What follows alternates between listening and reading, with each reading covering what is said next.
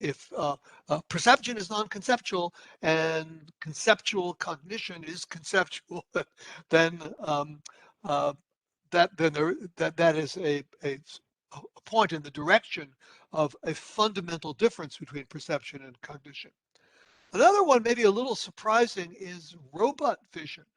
So I won't have much to say about this here, but what I would argue is that if it's in the nature of perception to be non-conceptual, then we can actually have a robot where the camera fed directly into cognition, and that robot would not be seeing, and more generally would not be perceiving. Probably the point that is of most interest to philosophers is the point about epistemology. One very common view of the justification of our perceptual beliefs is that it's just a matter of believing what you see. Uh, if you see a tree and believe that you see a tree, um, the content of your perception is just moved into the content of your belief. So you could think of this as a kind of inference, and many epistemologists have argued that it is a kind of inference. For example, John McDowell. But the upshot of what I'm arguing for is no, that is not the right model. That the epistemology of perceptual belief has to have a different model. Inference is no good as far as the relation between perceptual content and belief content. Um, one preliminary point, just to be clear, the word concept is used in many different ways. The way I'm using the word concept is that a concept is a way of thinking. Um, and I mean thinking in a very broad sense here, to include cognition broadly. Um, so uh, I've mentioned a number of states: evaluation, decision, expectation, reasoning, problem solving, working memory. These are all kinds of thinking very broadly construed. So in particular, a perceptual concept involves a perceptual way of thinking, and there can be different perceptual concepts of the same thing. Um, for example, if you see a circular shape and feel it at the same time with your fingers, you have two different perceptual concepts of the same thing. So by way of explaining what I mean by the word concept. Um, so the most important thing is that concepts involve actual or potential cognition. Ooh, somehow I'm not getting that here. Um, Including the formation of expectations, and expectations will loom large. In particular, what I do not mean by cognition is sentence-based cognition. So cognition, in the sense that I'm using the term, a non-linguistic creature can have a cognition and can formulate expectations. This will be important because a lot of what we'll be talking about is non-linguistic infants. So I'm not restricting cognition to um, uh, language-based cognition. And if some of you may be familiar with this article by Albert Nguyen and Andreas Bartels, so they argue against a view that is based on sentence-based cognition, but that's not what I'm talking about. Um, so crucially,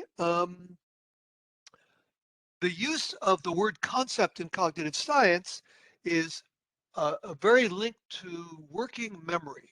And I'll explain a little more about this later. I'll explain what working memory is. But as you'll see, the way what I'll be mainly using is that concepts must be able to play a substantive role in working memory. So just to give you a preview,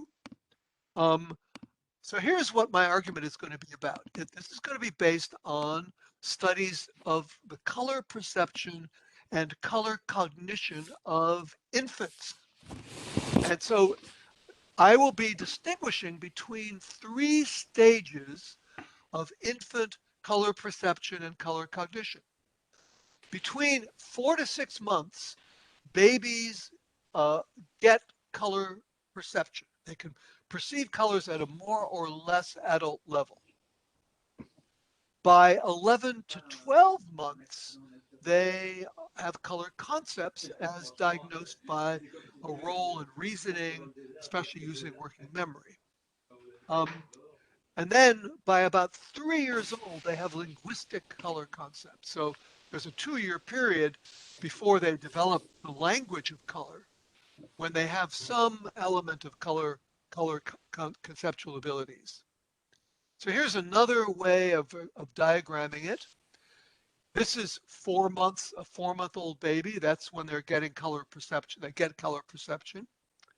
This is a 12-month-year-old baby that has some concepts or proto-concepts of color. And this is the period I'm talking about where the babies have color perception without normally, without color concepts. And the idea here is that the color perception of these infants has to be non-conceptual. That's the crux of my argument, because they don't even have color concepts. So they can't have conceptual perception. And then the next step is to argue that adults don't have conceptual color perception either. So those are the steps in my argument. And then there's a step that I won't be able to talk about today, which is, well, these are about color perception and color concepts. What about other perception and other concepts? And I want to generalize to all perception, but I won't be able to say much about that today. So here's a little schedule of the talk.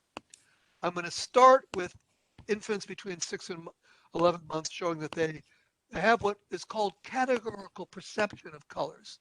Then I'll go to their cognition in this section, Then I'll talk about color language. And then I'll talk about linguistic concepts. And then I'll talk about adult color perception, arguing that that's non-conceptual too. So first of all, categorical perception. So I'm sure everybody has seen a rainbow. What you may not realize is that there's a continuous band of wavelengths in a rainbow, and the stripes we see are imposed by us. That's the visual system is imposing the stripes. They're not there in the signal in the sense of the fundamental basis of color. There's a continuous band. So the signature of categorical perception, well, of course, one signature is the phenomenology of it. You see stripes.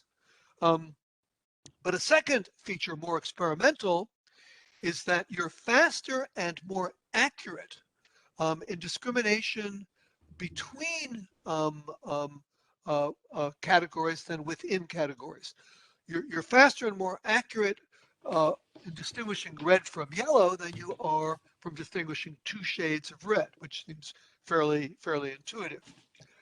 So there's an experimental method for measuring categorical perception in humans, including in babies.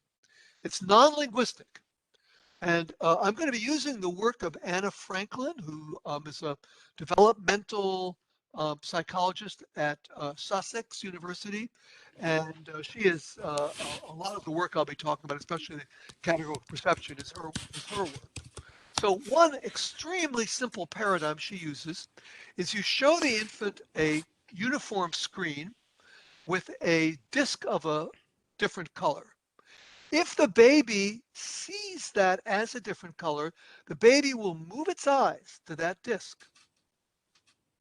Okay, it's just as simple as that. The baby will move its eyes to that disk.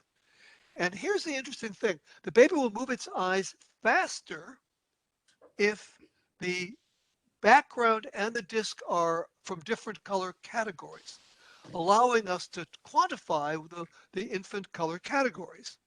And the method here is another method sorry. So there are three methods that are commonly used, three completely different um, um, non-linguistic methods. A second method considers looking time. So here is the original looking time experiment by Robert Fantz at Cornell University. I don't know how well you can see this. Can you see this as a baby? So this is a baby who's looking up. This is the psychologist. In fact, this is Robert Fantz looking down through an apparatus in which an image is projected on a screen that the baby can see, and the psychologist can look at where the baby's eyes are looking. And what was found, the most simple result, is that babies are interested in faces. This is how much of the time the baby spends looking at the face, but this is how much time the baby spends looking at this figure, less time. And if it's uniform, the baby spends very little time looking at it. So this is the looking time method, often called habituation.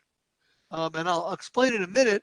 But of course, the modern way is you have a baby sitting uh, um, on the parent's lap, and then there are things on the screen, and then there's a camera up here that allows the experimenter to see where the baby's looking.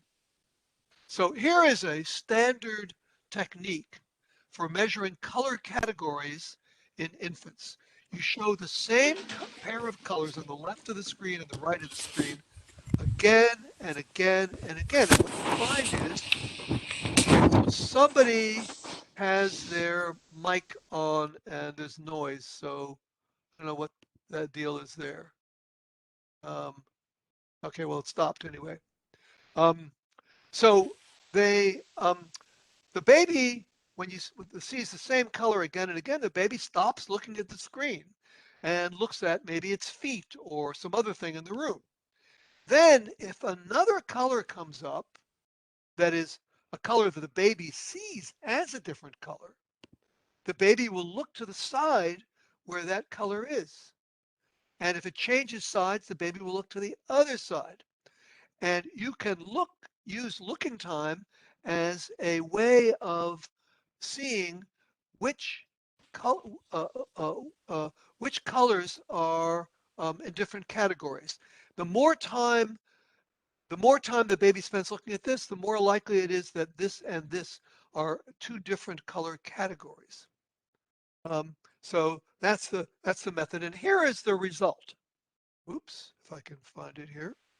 So this is a diagram of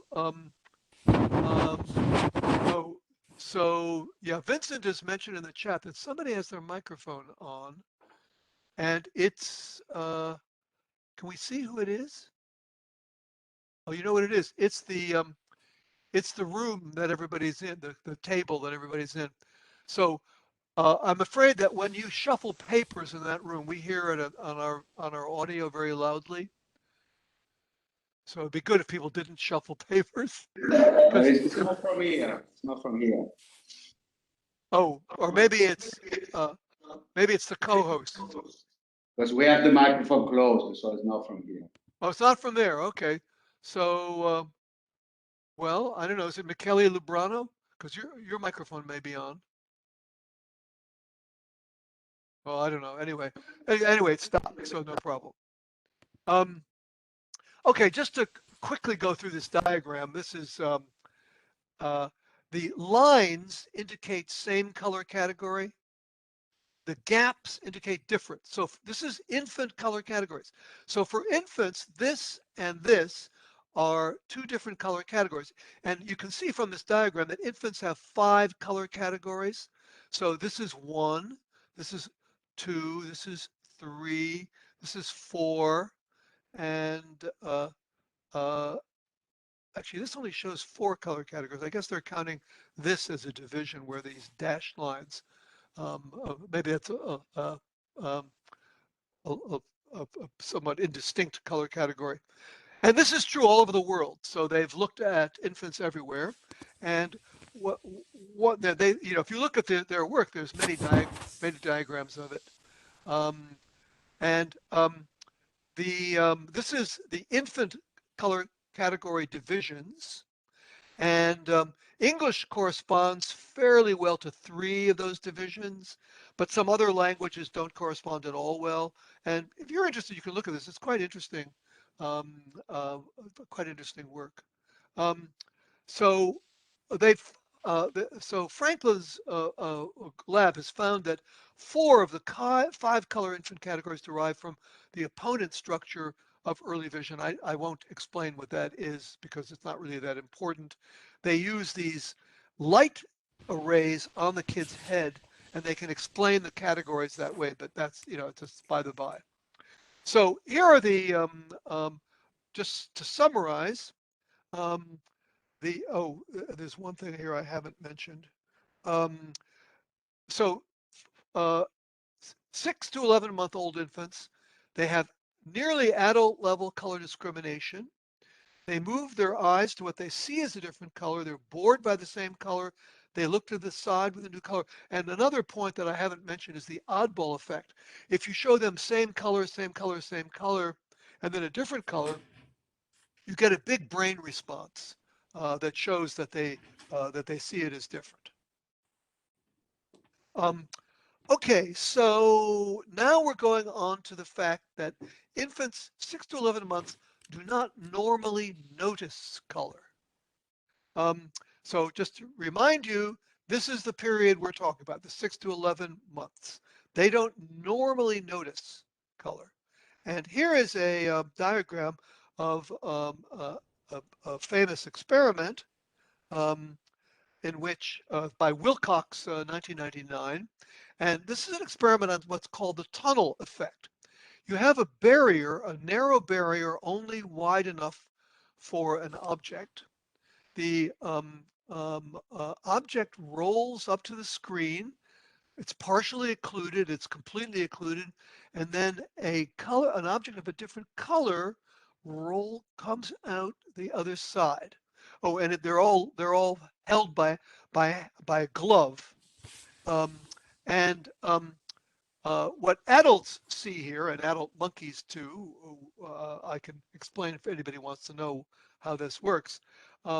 What they see is they see the sequence as a green ball turning into a red ball. So there's in the days when perceptual psychology used to describe what it looked like, article 1952 says, an absolutely compelling impression of continuous and uniform motion. All the observers agree that the movement behind the tunnel is as real as motion without the occluder. Now what Wilcox found here was that 4 to 5 month olds will look longer. This is a looking time experiment. They'll look longer if a ball turns into a box, but not if a green ball turns into a red ball or a red ball turns into a green ball.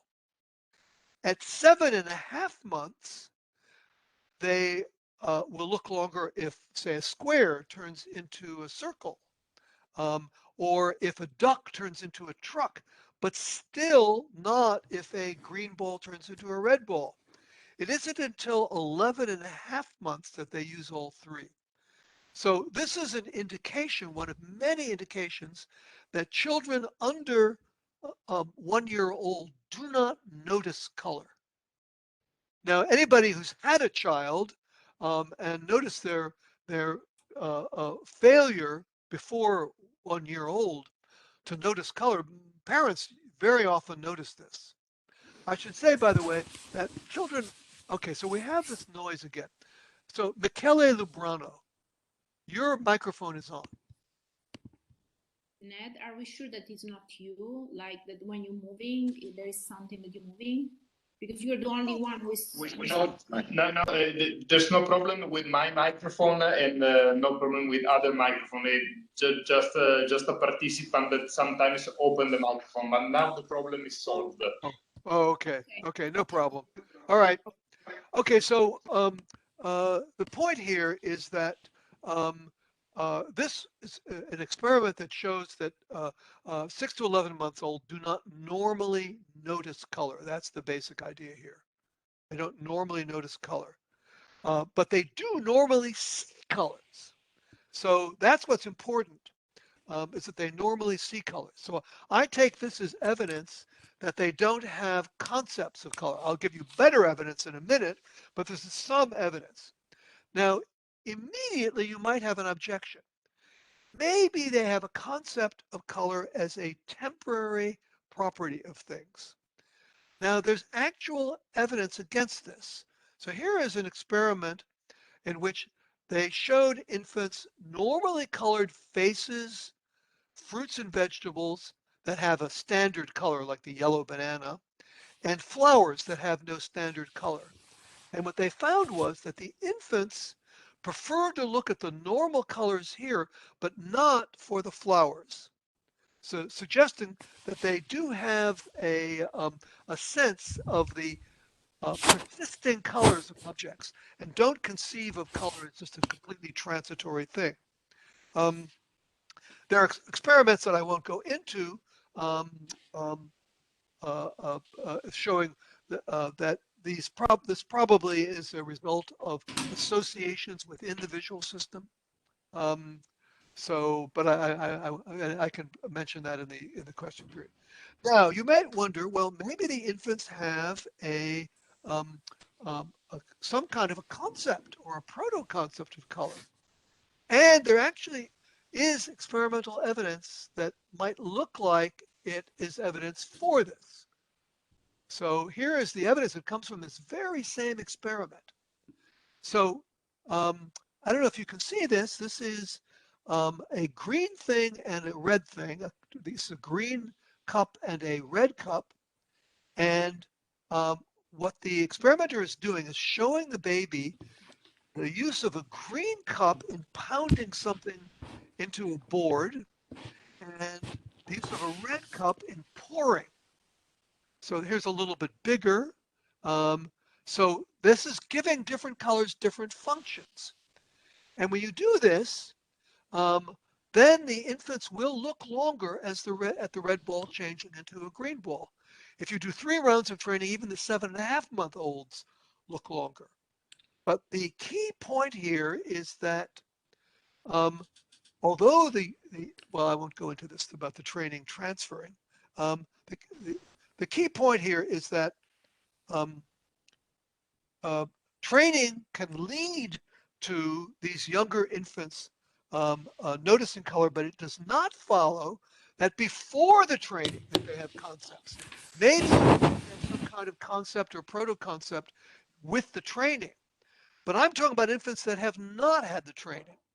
So the key is that I'm trying to find infants who have color perception without any color concepts. And although I don't really believe that the kids get color concepts this way, so I'm sticking in this even after the training. But what the point is that without the training, they don't even have a hint of color concepts. So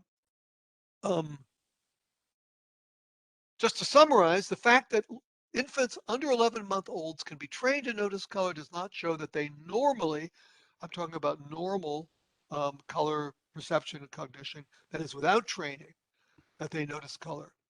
And even when they do notice color, we can't conclude that they have any sort of concept or proto-concept of color.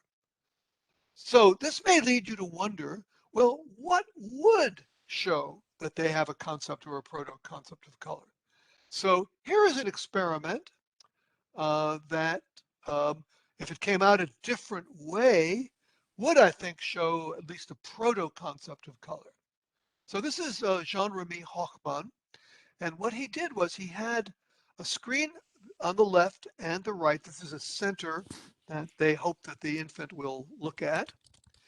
And what he did was he tried presenting same shape on both sides.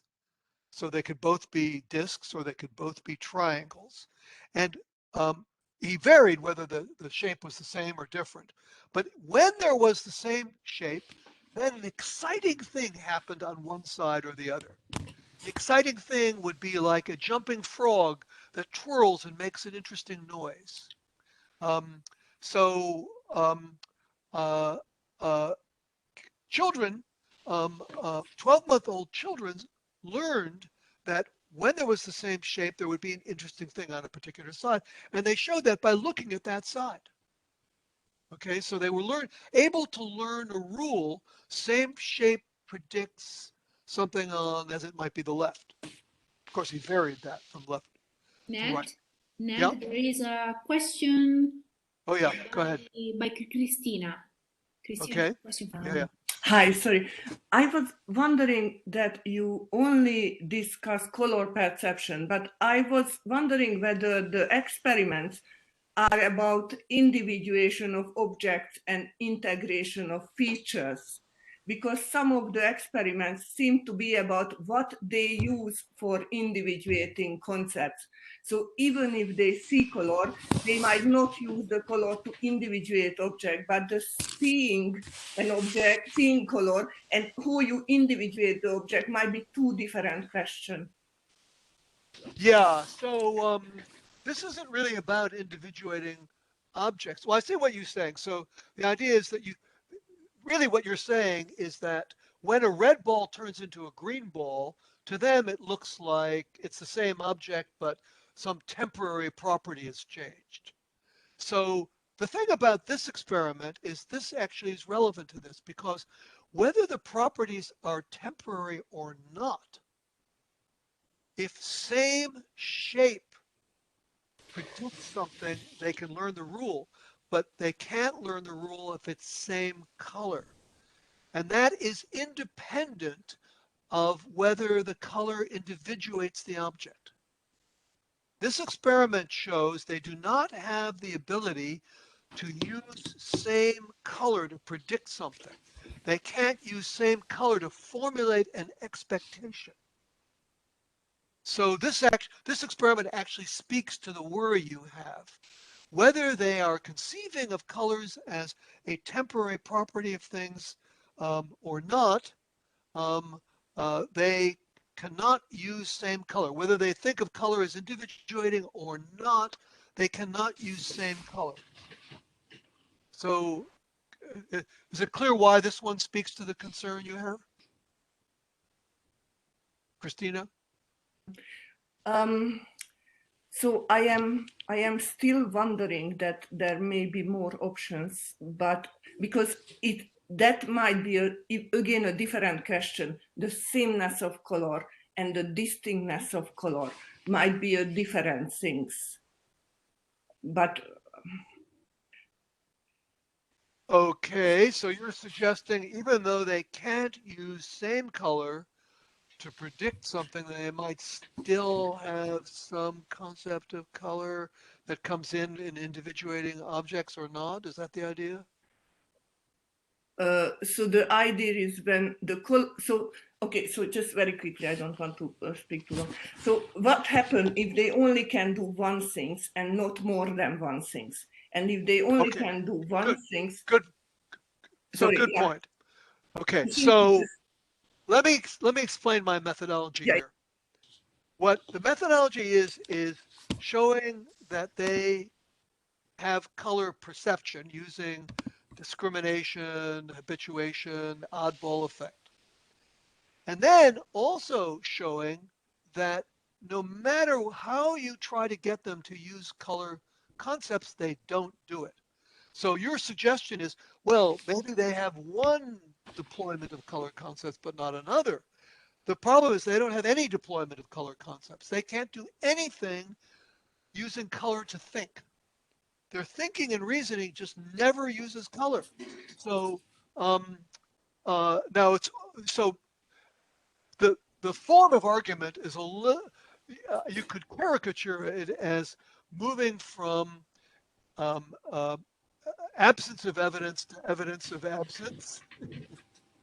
So I'm just doing the absence of evidence and saying, sure, if you can find some color cognition in infants this age, then I'm wrong.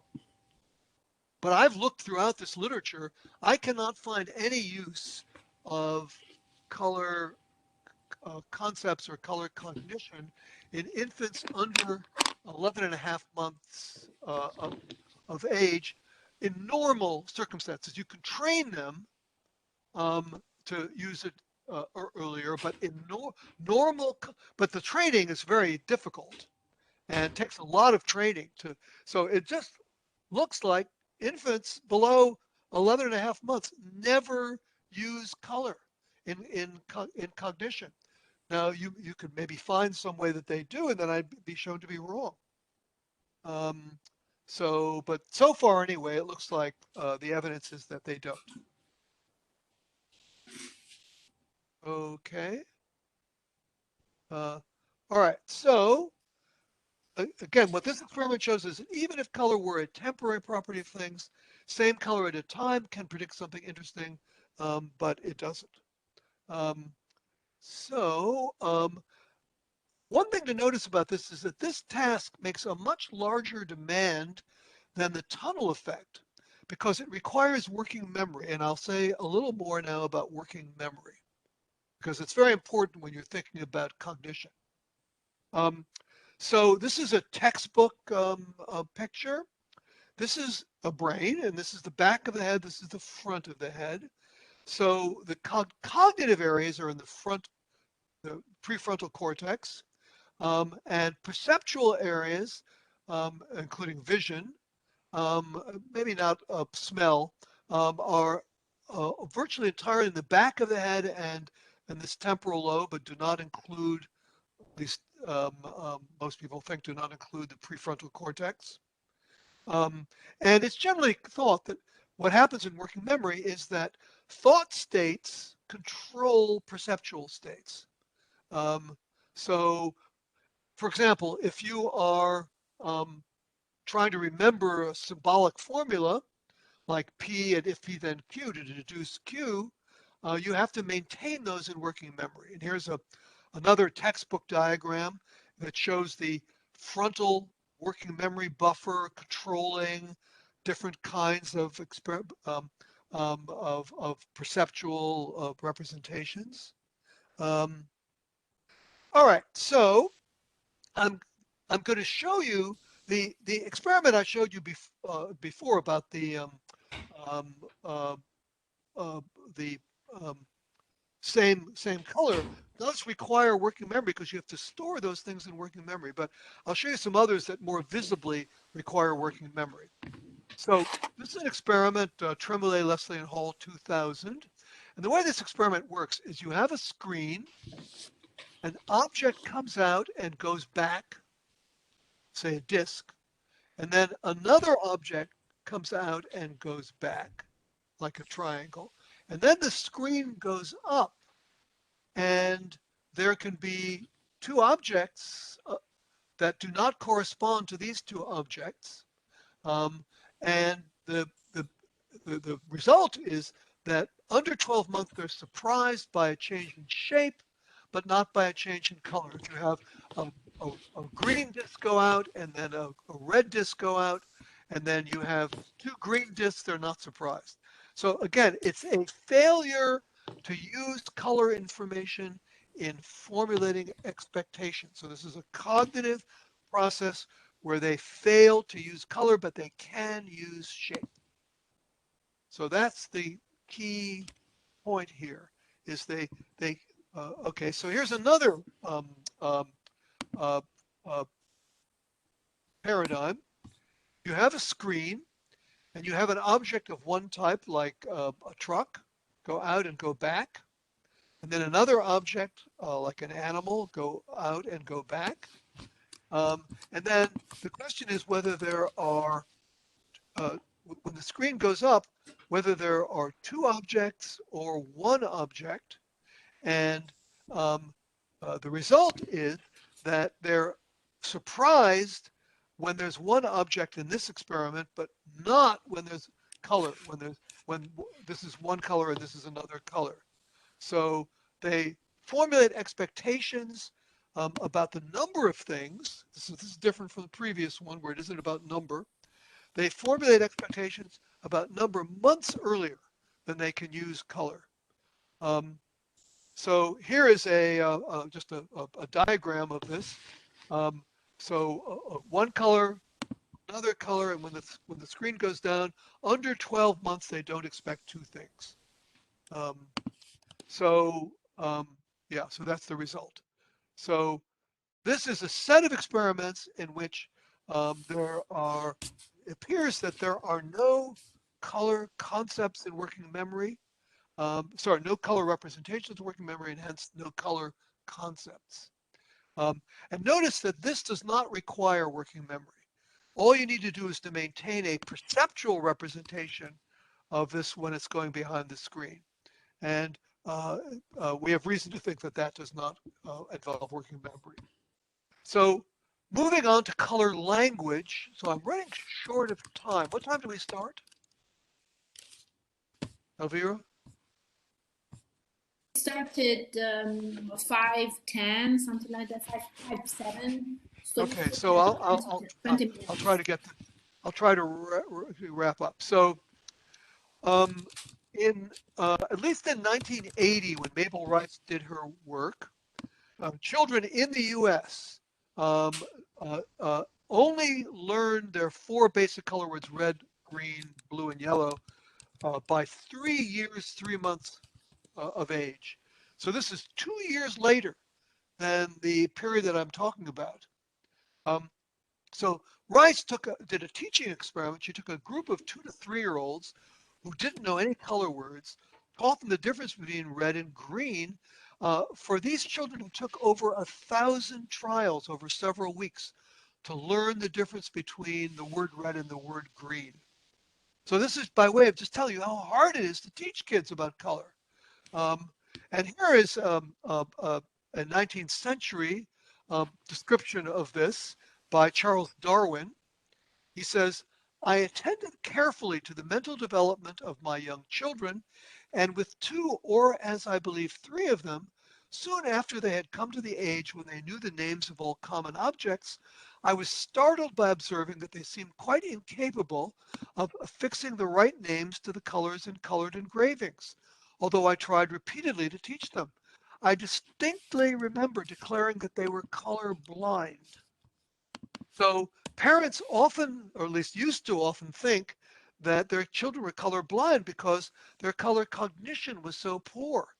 And there was even a term in a German article in 1906 for this Farbendummheit, color stupidity. So now, one thing that's happened in recent years is that color has become much more ubiquitous in the environment of a child. This is a great difference. In Darwin's time, these were some standard color objects.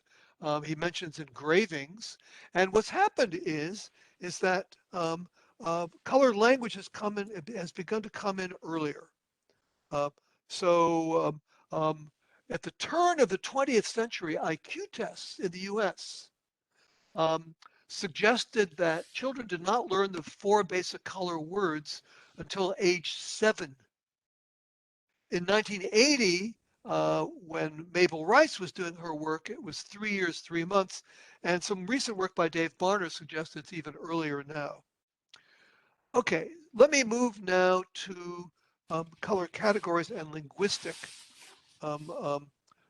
colors. So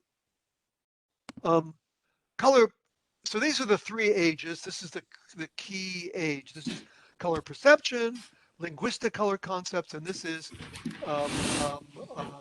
when they get non-linguistic color concepts.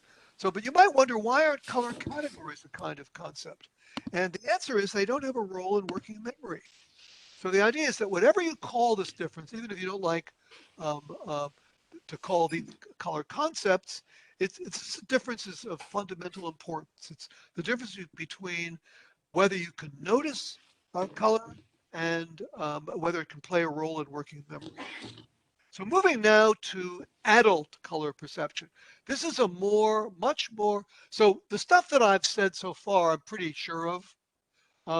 But what I'm going to be talking about now is a less developed and issue that I'm less certain of, but I think there is substantial evidence. So for those who don't know anything about color vision, let me just tell you that the perception depends on light waves coming in the eye. They stimulate the retina, and then the signal goes to the lateral geniculate nucleus and then to the visual cortex in the back of the head. So many people find this counterintuitive, that the earliest visual stages are in the back of the head, opposite from where you might think they would be. Now, the other important fact about this is that things you see in the left of your visual field are processed by your right hemisphere, because each eye on the right side of the retina, the projection crosses the midline and goes to the right hemisphere from both eyes. Both eyes feed on the right to the right hemisphere and on the left to the left hemisphere. So this is going to be important in some work I'm going to show you. So here is some evidence that adults may have conceptual color perception. I believe this is bad evidence. I don't believe it's points in the right direction, but being an honest person, I need to show you the evidence that looks like it points in the opposite direction from what I'm saying. And the evidence is this. For infants, so this is, remember, the signature of categorical perception is slower categorization between categories, slower discrimination between categories. That's this kind of uniform thing. This is within categories, and this is between categories. So on the left side of their visual field, in other words, in the right hemisphere, infants are slower to move their eyes to a different shade of red than they are to red versus green. But for adults, that signature is present on both sides. So whereas babies are seeing colors mainly with their right hemisphere, adults seem to be seeing colors, or at least have color categorization, with both hemispheres. And so you may speculate that language in the left hemisphere, which is for most adults, is introducing linguistic color concepts into color perception. So this goes in the opposite direction from what I'm saying. So let's distinguish between three different views. So one theory is that non-conceptual color categories are simply replaced by concepts. That would be conceptual perception. A second theory would be that there's preservation of non-conceptual categories, but modified by top-down influence. And that's the view that I would argue for. Another possibility is what you might call dualism, is that adults have both non-conceptual and conceptual color perception. So I'm going to give you evidence for this one, that although our color categories are modified by experience, they are still non-conceptual. So I'm going to start with color agnosia. This is a brain damage, case of brain damage, where the subjects lose their knowledge of colors, even though in some cases they can perceive colors perfectly well. So, okay, so we're having this noise problem again. I hope that people at the table can stop shuffling papers, because it's, it just broadcasts very strongly into the microphone. And so everybody's hearing amplified versions of your moving of papers around. And also somebody's typing. Yes, Ned. Actually, all my microphones are muted, so It's got to be that table then. Okay. Okay, so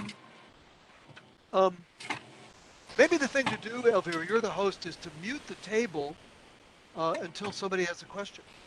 Yeah, but I guess that the table is always muted. Actually, I don't have, because the people who are around the table there, they are the organizer as well, and they are Oh, okay. muted. Okay, we'll forget it. We'll just have to make do.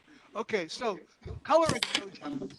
The key kind of color exposure is normal color perception and color categorization with little or no ability to note when objects are colored with their characteristic colors, so they don't know that a purple banana is also a yellow banana. So here's an experiment done with a French patient. So they showed him these stimuli like these, and they asked him which of these have colors from the same category. And they also asked questions about the colors like where is brown?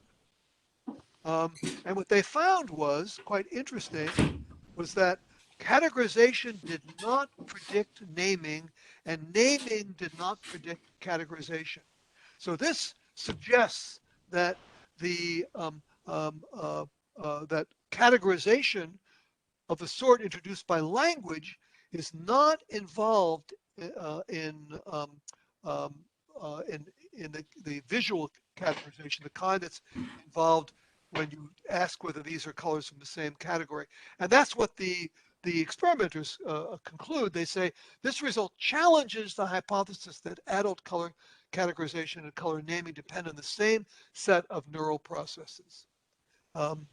So this is a result that challenges the idea that when we learn language for colors, our perception becomes saturated with those linguistic concepts. This looks like it argues for the opposite view.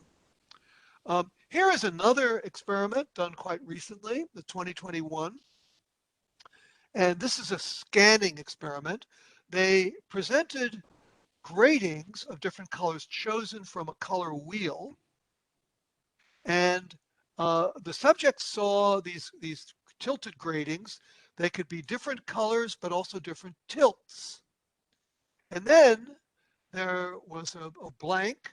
And then after 700 milliseconds, they were presented either with a color wheel on one side or the other, or a rotation wheel on one side or the other. And their job was, if they got a color wheel, to move on this side, to move the cursor to the color they saw back here. If the wheel was on this side, they moved the cursor to the color they saw here. And if it was an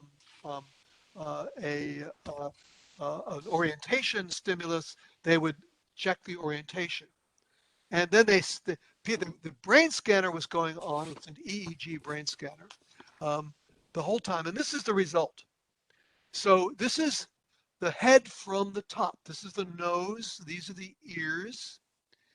And the interesting result was for both color and orientation, there are two results. One is so these are the areas where they decoded what color the person was seeing. Decoding what color the person is seeing is mainly in the back of the head. This is the back of the head. So that's the first result, back of the head. And second, contralateral. If you're seeing something on the left, the color decoding is mainly in the hemisphere on the right. If you're seeing something on the right, the color decoding is mainly in the hemisphere on the left. And what that suggests is that it's the perceptual areas that are responsible for color perception in adults, not the linguistic areas, which would be roughly here, or the thought areas with concepts in the prefrontal cortex. So the idea here is to use location in the brain as a proxy for concepts. So since you don't see much activation in the front where color concepts are, the inference is that the linguistic color concepts are not likely to be very much involved in adult perception. And that's what the experimenters concluded. They said, activity in posterior, that's the back of the head, electrodes contralateral, that's on the opposite side from the stimulus, to the decoded stimulus, where the primary contributor.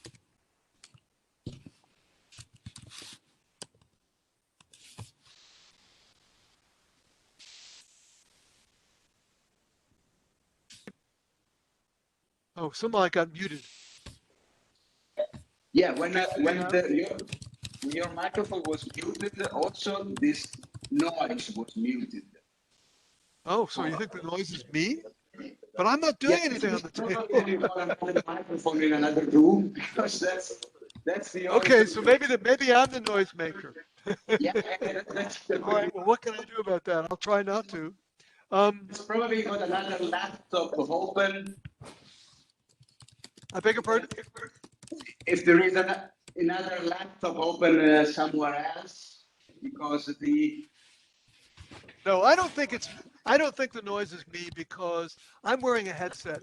You know, I can make noise on my table. Here, I'll make noise on the table. Can you hear that? I don't think you can hear it. You can only hear what comes through my microphone. So that's not me. I'm not the culprit. The only possibility is that there's another laptop with another WebEx open somewhere else, or there is another microphone which is placed somewhere else, because everybody is muted. So Yeah. Okay. Well, we'll just have to make do. When did I become muted? What did I explain this slide? Sorry. Okay, anyway, look, the point of this experiment is to show three things actually. One is that the areas of the brain that light up when people are, when normal adults are seeing color, are in the back of the head. They're contralateral to the stimulus, that is, on the opposite side, showing it's the visual system. It's not the conceptual system. So a second thing about it is that the areas that light up very quickly. So they're between 150 and 350 milliseconds, and that is too fast for thought. So you can see the diagram here. Thought processes take longer than 300 milliseconds, you know, between 300 and 500. So these results all strongly suggest that we don't have conceptual color perception in adults. Another point is that when adults move their eyes to a target of a different color, the different color category, it's the same in both hemispheres.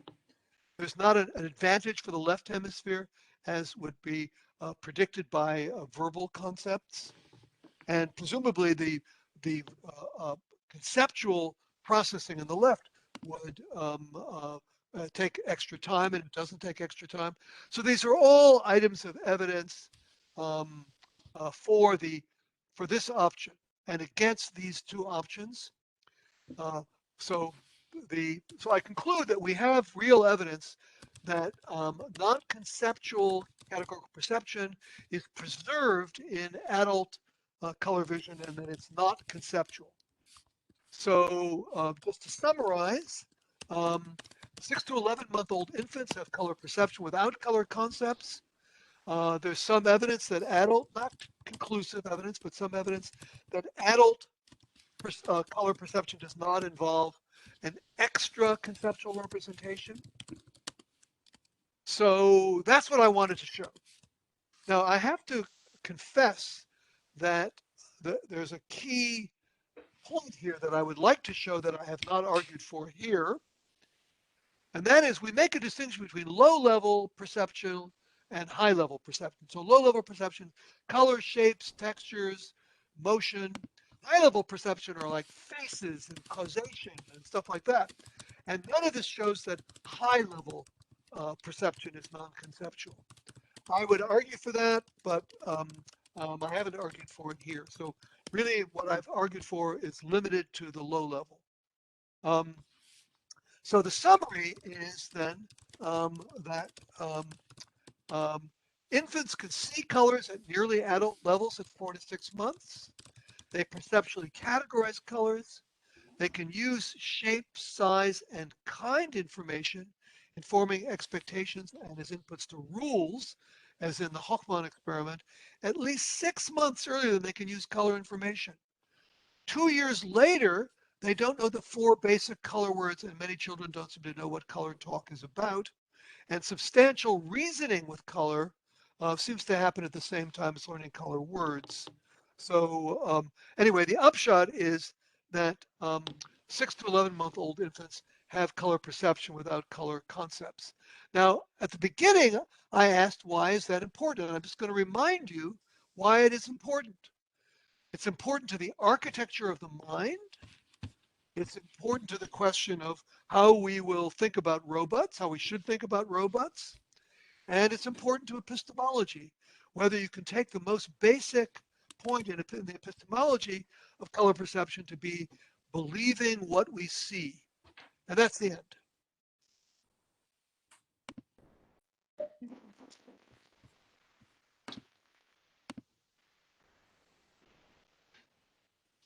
Okay.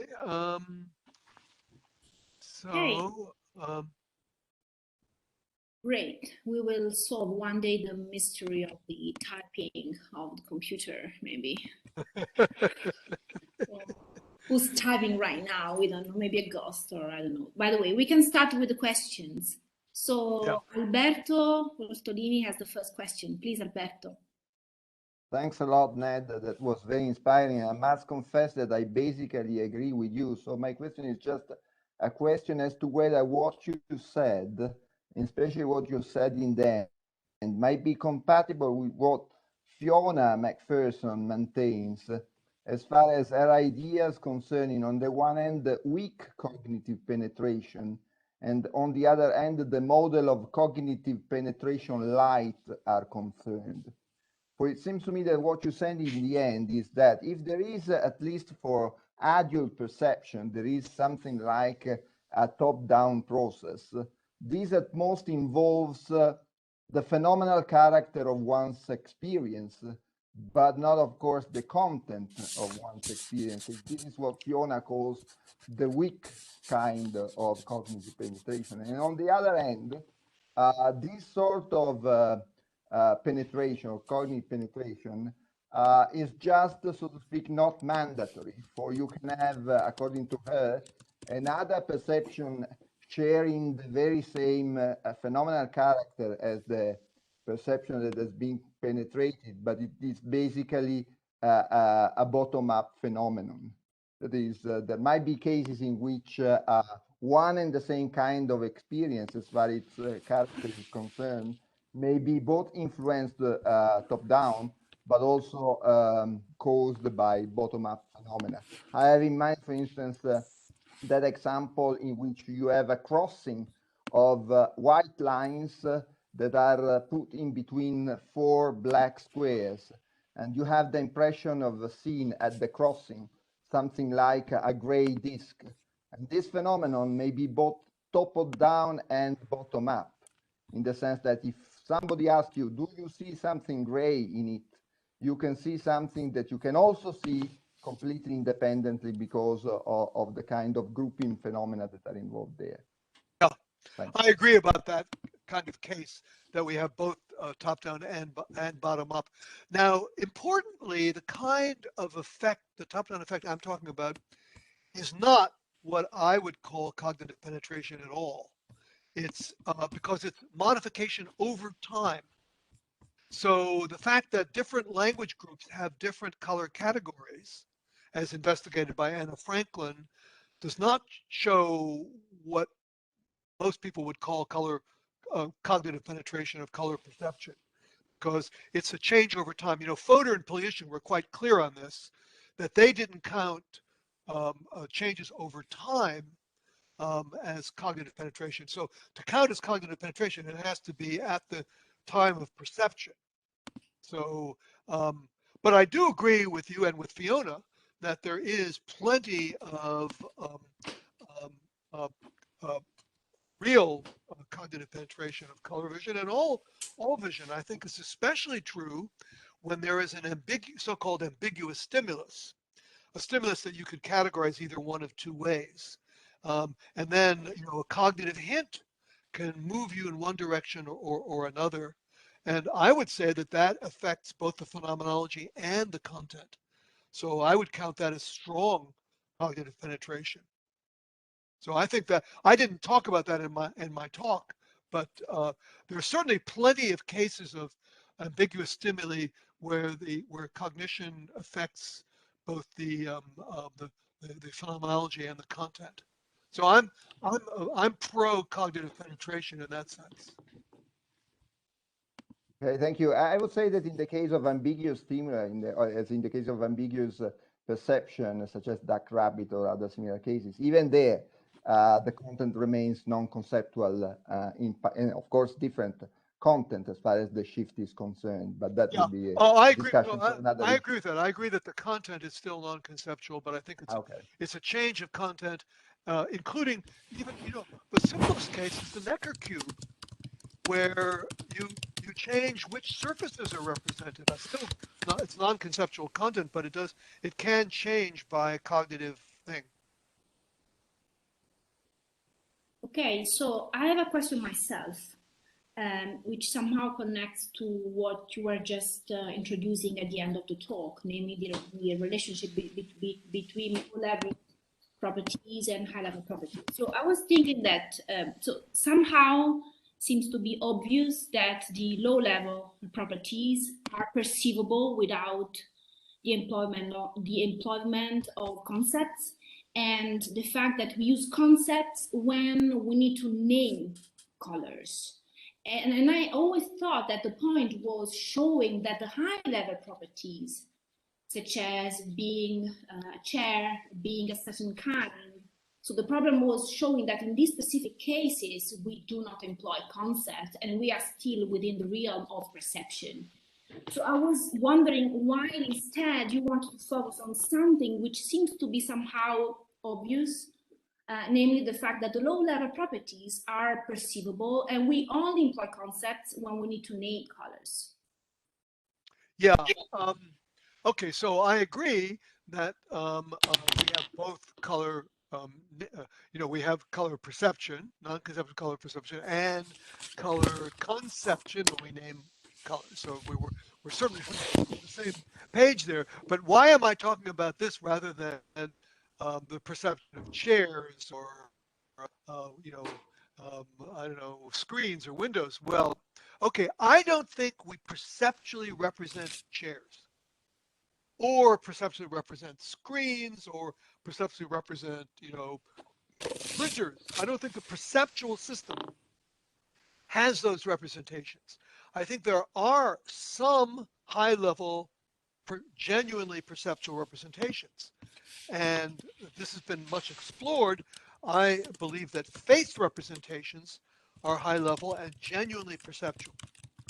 And I believe that causation is represented perceptually.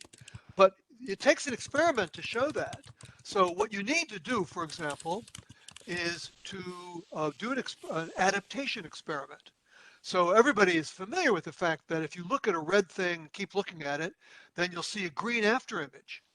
And you can use that kind of methodology to argue for genuine perceptual representation of faces, of gender of faces, of emotional expressions of faces, and also causation of various kinds.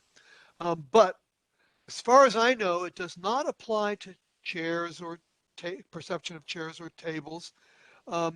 So it's complicated to show these things because what you have to do is filter out the effect of low level. You have to somehow equalize for low level properties. So I don't know if I've really answered your question. I mean, I think maybe the most basic answer of why I'm focusing on non-conceptual perception of color. You said it seems obvious. Maybe it's obvious to you, there's never, I don't believe there's ever been a good argument in the literature for it. Yes, no, You because know, I mean, as far I'm familiar with the literature on that debate, I always thought that the low-level properties, such as shape, color, size, dimension, illumination, and in the case of sound, the low-level properties of loudness, volume. So these kind of properties, they are by default perceivable, right? And of course, we do not use. but we do not perceivable doesn't mean perceivable. They're by default perceivable, but not non-conceptually. Yeah, well, yeah, but then I thought that according to, again, the way in which the debate develops, these kind of properties, I mean, you can employ concepts in perceiving these kind of properties only when you need to name them. You know, you say this is a red color or a green color. And I thought that the point was that you need to show that also in the case of more complex properties, such as position, emotions expressed in faces, or being a specific kind. So only in this specific kind of properties, you need to provide empirical or armchair,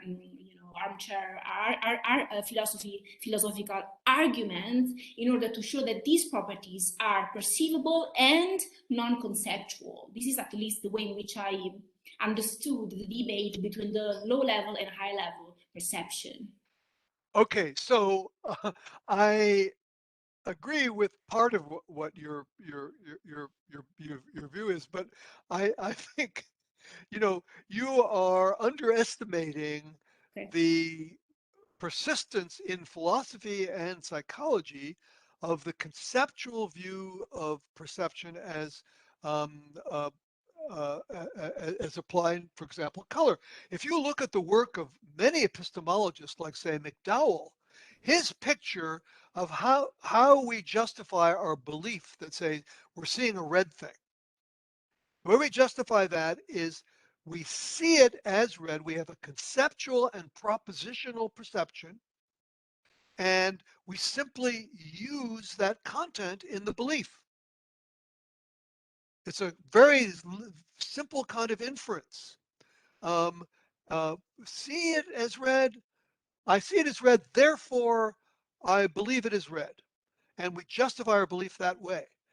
You know, the world of philosophy and psychology is not convinced that there is that there's non-conceptual color perception. Once you allow non-conceptual perception of one kind, then that's the thin end of the wedge to get to conclude non-conceptual perception of other properties. I agree there's a step between low level and high level, and I'm willing to make that step, but Okay,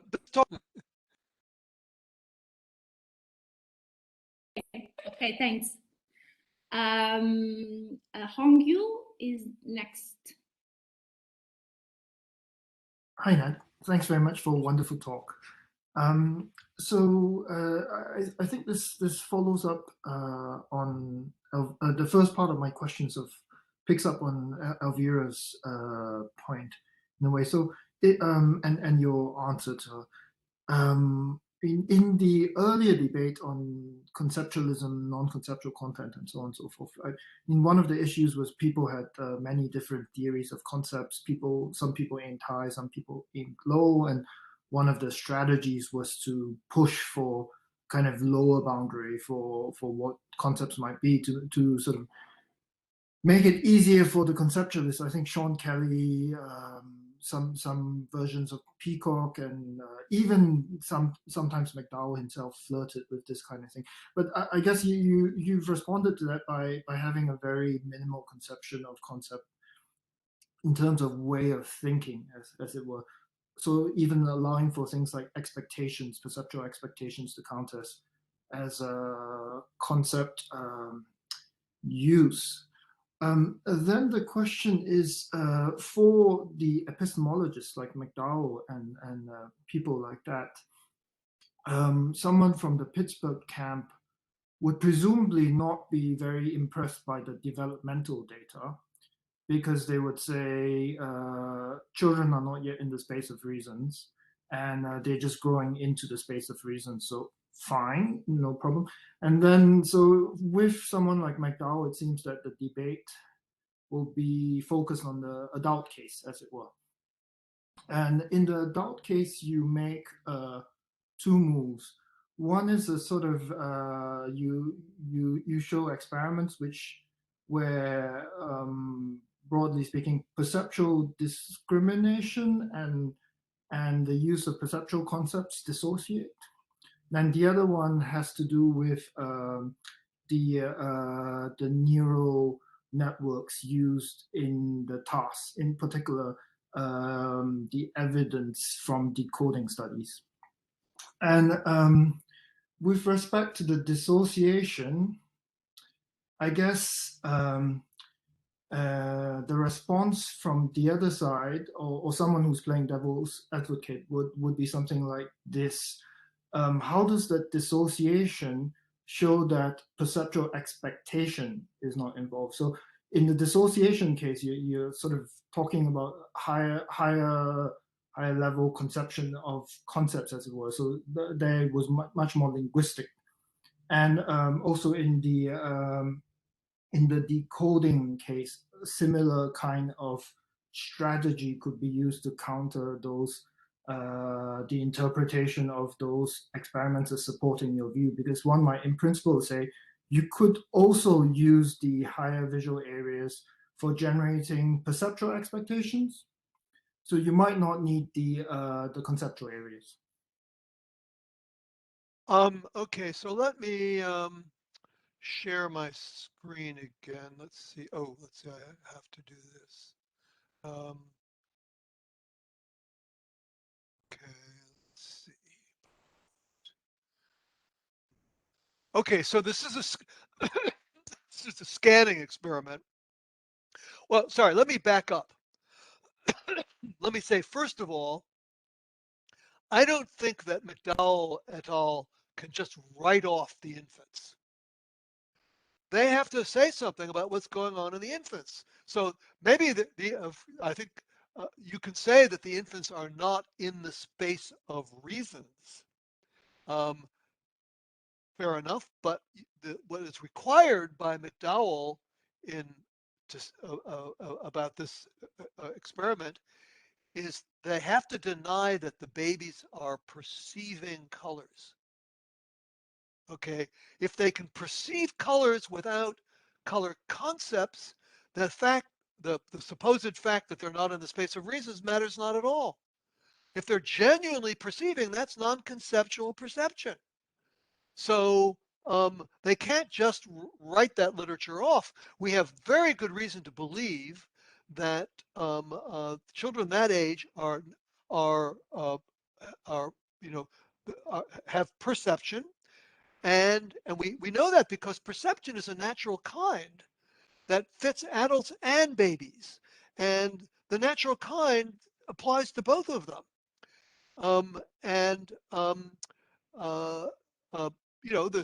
They do. I mean, I would say that they are in the space of reasons with respect to some properties, that they have some kind, maybe not a concept, but at least a proto-concept. But anyway, that's beside the point. So the first point is they are perceivers. We have very good reason to believe they have the phenomenology of perception. So I don't think he can just write off the infants. So that's point one. Point two, this experiment speaks to both linguistic color concepts and non-linguistic color concepts, because the location of thought about color and everything else is the prefrontal cortex up here. Very little color decoding from the frontal cortex, almost none. Now, linguistic color areas are here on the left side, very little from there too. This speaks to linguistic color concepts, but color concepts generally, this speaks to them. So I think this experiment is relevant to the issue of whether there's color perception without color concepts. Can I Yeah, go ahead. Yes, slide? Yeah. Ned, Ned, I- just one thing, Ned, we don't see you anymore. Really? Just no, we hear you, but we don't see you. Oh, okay. Here, somehow I seem to be inadvertently pressing buttons. Can you see me now? yes. It's worse when I get mute, when I somehow mute myself. I think I'm in agreement with you about the McDowell point. It's just I guess he would respond that they are perceivers, but they're different sort of perceivers. And then the if he's exercised by the epistemic points, I mean, insofar as in children, perception isn't providing for a source of epistemic reasons. The way it is in adults, then he's going to say, well, I don't have to comment on this case. And then I mean, I think it's always tricky having this kind of dialectic with the people from the Pittsburgh school about the space of reasons and the possibility of the space of causes impinging on that debate. But I'm in agreement with you about the. So just about what you said Yeah. just now, I don't see them any way they can handle this without simply denying that babies can perceive colors. Once they admit that, they're gone. Because that would be color perception without color concepts. If you can perceive without being in the space of reasons, they're refuted. So they have no choice. They have to deny that the babies are actually seeing colors. Well, can't they say As that? far as I can see, anyway. Can't they say that their thesis was that for the canonical adult case of subject in the space of reasons, blah blah blah about perception, and then I mean in the case of infants, they would say, well, the conceptual system is not sufficiently developed. And even if they have similarities at the perceptual level, and they are perceivers, they would say they're different sort of perceivers. They're not this kind of epistemic adult perceivers that we are. And they might just restrict the scope to that domain. I would like to hear what a non-epistemic perceiver is. I mean, if it just means perceiver that is not in the space of reasons, then I don't think that gets them out of the problem at all, because you have perception, genuine perception, without concepts. So I don't think this is going to work for them. I think you're right that they will say that these are not perceivers in the same sense, but I think then it's up to them to say what that other sense is. They can't just say not in the space of reasons, because that gets them into the trouble. I think they would probably say that they don't have the phenomenology of perception. That's what I would guess. I think they should say that if confronted with the case. But now, now they take on a real empirical burden. You know, we have to some extent theories of what conscious perception is, and I mean, all the theories would agree that that babies between 6 months and 11 and a half months have phenomenal color perception, much like that of adults. Every single theory, the higher order theory, the global workspace theory, the recurrent processing theory, IIT, all the theories of consciousness we have. And then in addition, the babies show behavioral evidence of having the phenomenology of perception. They get bored when you show them the same stimulus again and again and again. They look at their feet. That is behavioral evidence that they're having the phenomenology of perception. I mean, boredom is a sign of boredom with what you're seeing, and looking somewhere else is a sign of that. So, look, I don't think that the McDowell forces would like to take on an empirical burden like that. Probably not. So go ahead.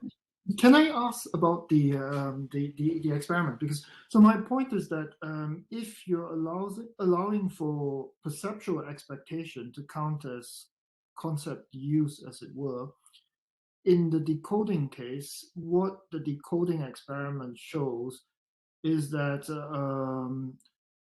certain linguistic concepts and other kinds of perceptual concepts are not being used. But it doesn't show that the perceptual expectation areas are not involved, because you could be using high-level perceptual areas for perceptual expectation. And if in some cases perceptual expectation suffices to count as a way of thinking, because these are perceptual expectations, then that experiment wouldn't show that that sort of concept isn't involved. Yeah, so I was careful when I talked about expectation to say concept or proto-concept. So I don't think that formulating expectations is enough to establish a real concept.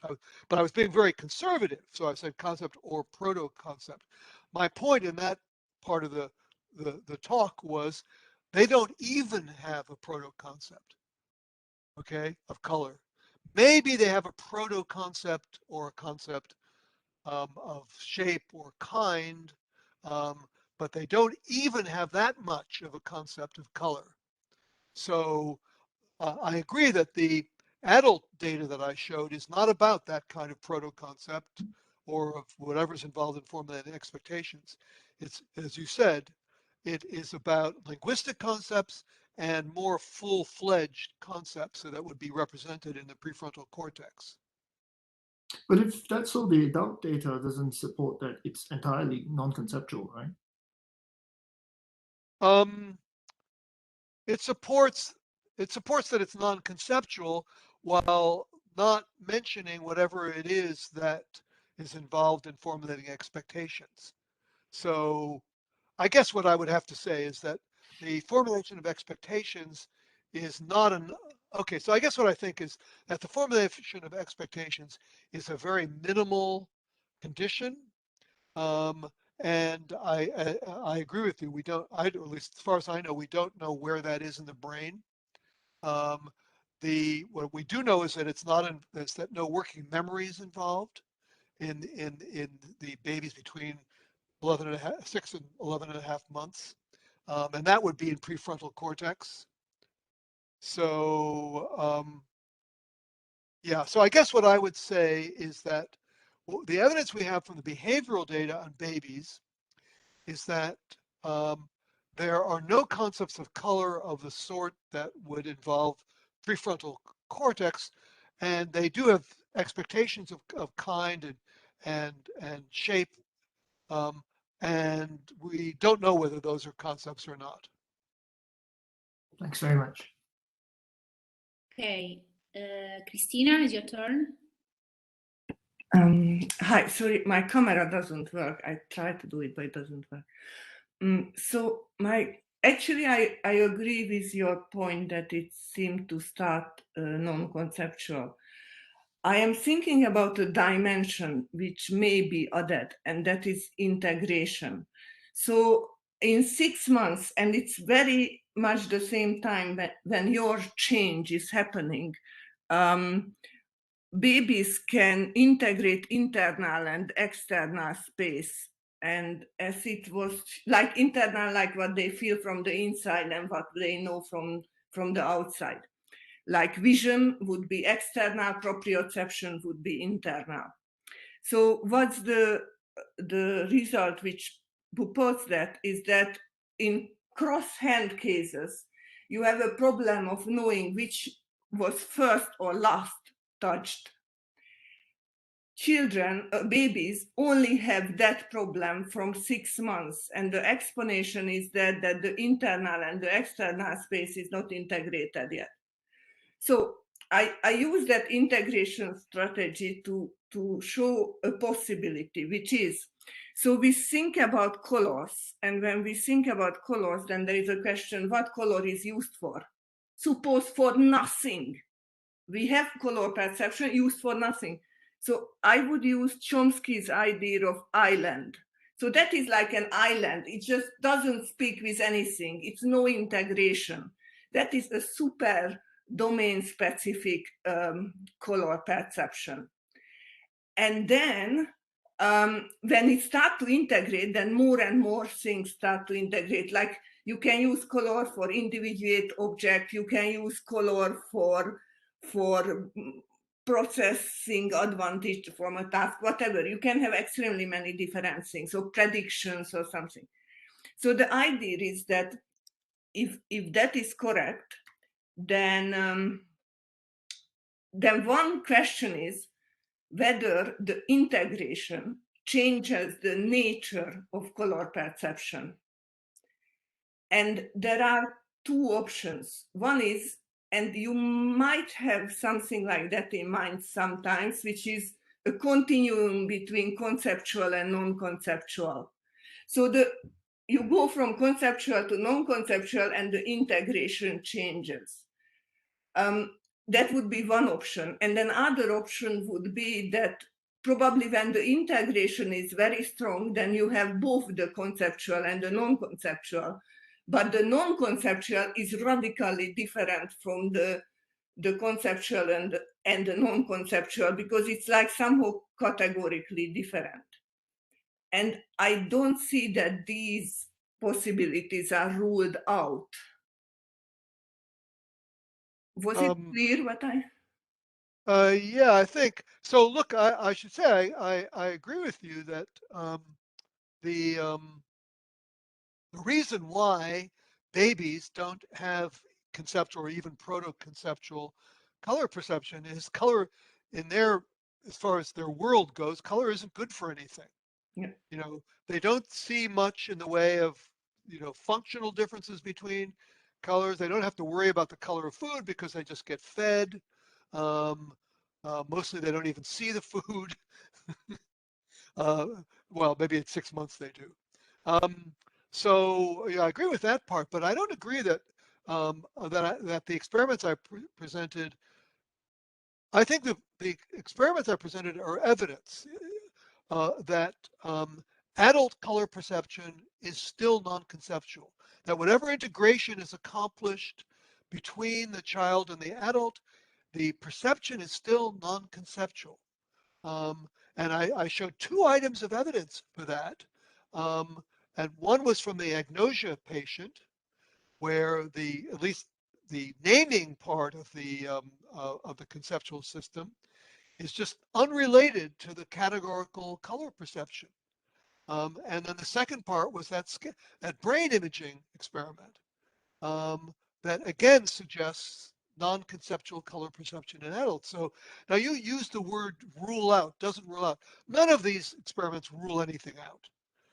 These are experiments. There's all kinds of holes you can poke in experiments. So, the kind of, some of you may be familiar with this, philosophers are used to arguments that, at least purport to conclusively rule something out. You can't get that with science. What you can get is evidence. And so I think the evidence I presented really, is genuine evidence for non-conceptual color perception in adults. And, well, all right. Yes, so if we would have the 2 systems and we use both systems, then I don't see what would rule out those results. So if we still can use the non-conceptual and the conceptual system, I would think they are integrated. So I don't think it's 2 separate systems. But if we would be able to use the 2, then I don't see why the result wouldn't be possible. Well, okay. So really the question is, do the experiments I've quoted count as evidence against there being a conceptual color perception system? Yeah. All right. All you can do is look for it. Okay. So the 2 experiments looked for it and didn't find it. That's one of them is the imaging experiment. You show people colored things and you see what lights up in the brain. They didn't find conceptual color perception. And the other one is the agnosia one. They didn't find conceptual color perception. I mentioned a few other items of evidence. So, none of these are going to rule out conceptual color perception. Maybe there's some other task or other experiment that would show evidence of conceptual color perception. But in in the experiments that there are, as far as I know, and I've read a lot of this literature, there just isn't any evidence for conceptual color perception. So that's all the best I can do. So was there such experiment when they have to name the color, just name the color, and then they were? Well, the agnosia patient is asked to name the color.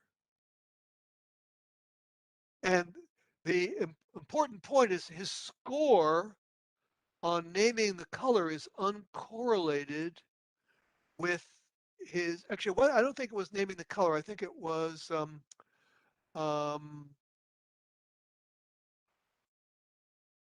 colors of standard objects. Actually, I can't remember now, but there was something to do with conceptual. There's a conceptual color task and a categorical task, and his scores on these were uncorrelated. So that's evidence that of course, another evidence is that he's lost almost all of his conceptual color abilities, but still has very good categorical abilities. So that's supposed to be what's driving that experiment. So I was wondering about a simple experiment when they asked people to name colors or ask people whether it's the same color or different color. And so there is a cue which shows whether you have to do one task or the other task, and then do a brain imaging. I think such experiment would show whether there is a difference or really just exactly the same brain area light up. Oh, I'm reasonably sure that what you would find is that the naming of color is very strongly dependent on the left, the language areas in the left hemisphere, and that anything to, and that I mean, same different is quite a conceptual task. So I wouldn't use that. That's not a pure perceptual task. So if you use pure perceptual tasks, you find what they did in that imaging experiment. It's all the non-conceptual areas in the back of the head. Thanks. Okay, now we have Sandro Nannini who wrote a question in the chat, and I can read it for you, Ned. Okay. So here. So is the perception of colors by animals like apes who cannot speak comparable to the perceptions of colors by very young children? Yeah. Okay, I don't know much about animal color perception. So I guess I have to say I don't know. I'm pretty sure that monkey experiments on color have had similar results, but I just don't know. Okay, and then we have Daniel. Daniel has a question. Hi, Ned. So all of the examples in the discussion were from the visual modality, and I was just wondering to what extent things are meant to extend to perception generally. So I guess there could be a version of all the motivating questions that you mentioned for audition rather than vision. There could be versions of all of the experiments done on infants, which took place in the auditory modality rather than the visual without much sort of ingenuity and difficulty. And I assume the neurological studies could be done as well. So I guess there's the same motivation applies.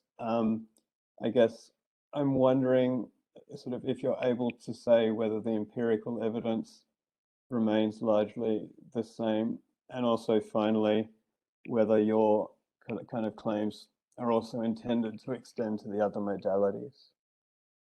Yes, my claims are intended to extend to the other modalities. Now, in audition, there's well-known experiments, which I should have mentioned actually, that strongly support categorical perception without concepts. And this is the example is extremely simple. We have babies have categorical perception of phonemes. So babies are born with perceptual distinctions between all the world's phonological distinction.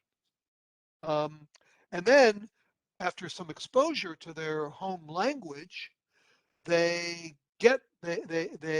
develop categorical perception for some phonological differences and suppress others. So, the babies who grow up in a Chinese-speaking household will not make the same phonological distinctions that you make in an English-speaking household. But adults have virtually no understanding of phonological differences. We don't have those concepts unless we've learned them in college. So I think that's a really good case of categorical perception in babies without the of phonological differences, without the concepts of those phonological differences. Sure. Great. I mean, that you've answered the questions, I guess. I mean, I suppose just sort of a final observation. It seemed like in this context, audition is almost the more important modality to consider than vision, because infants are, I would assume, more sensitive to sounds than to vision for reasons you sort of gestured at previously. And maybe audition is at least a stronger candidate to be continuous with cognition as vision. Anyway, I mean, that was just a thought, but thanks. Yeah, I mean, look, part of the reason I've focused on color and on visual perception is this is so much more known about visual perception. Also, so much more of the brain is devoted to visual perception. So that's one reason why there's so much more known about it. I think I have a follow-up on this last exchange you had with Daniel. So would you say that phonemes are low-level properties or high-level properties? So, because maybe if we count as low-level properties in audition only properties like, again, loudness, pitch, and timbre, then maybe we have an argument here for showing that high-level properties such as phonemes can be considered as, again, perceivable and non-conceptual. So we have an argument for a high-level perception in audition. Oh, good point. I'm not as clear on the high-level versus low-level distinction in for sound. Language is a special subsystem, and it may be that there's a different way of categorizing the high versus low with regard to language. So, but that's an interesting thought that maybe that is high-level perception. Okay. Is it generally accepted that pitch, loudness, and timbre are the low-level auditory properties?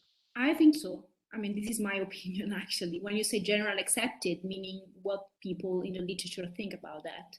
And there aren't so many papers about the topic. This is my view. So I think that yes. So in the case of vision, you have color, size, motion, luminance, dimension. And in the case of audition, you have timbre, pitch, loudness, and these are the three audible qualities of sound considered as low-level properties. So everything comes like later, including phonemes, might be seen as higher level properties. So this is what I do. I see. Huh, okay, cool. So are there other questions also from people in Turin? I don't know. Let's see. No, it seems that, yeah, so Christina has comments. So please go ahead, Christina. Thanks. I would want to follow up on that line of thought, because it can distinguish between pitch, I think, much easier than they can distinguish between phonemes or words. So I think that pitch is a lower level property. Probably it can be supported. Yeah. Just Wait a minute, who distinguishes better among pitches than among phonemes? apes. Apes. Oh, apes. Yeah. Yeah. Right. Right. So, Okay. yeah. And then they think that the hominins might be able to distinguish between different species. So actually, it might be interesting for you to think about evolution and then what the apes can do, because sometimes they use the apes as similar to the infants. They are not similar in every respect, but I think the visual system and the auditory system can be similar. So that might be very interesting, probably, for you. Good. Yeah. Good point. Yeah. Okay, so if there aren't other questions, so maybe we can thank again Ned for the great talk. Well, thank you. And, yes, so the talk has been recorded, so for people who are interested to listen to it again, there will be the chance to do it. And see you next time, hopefully in Turin and in presence, Ned. Okay. Bye-bye. Bye. Thanks so much. Bye-bye. Thank you very much. Bye, thank you. Bye.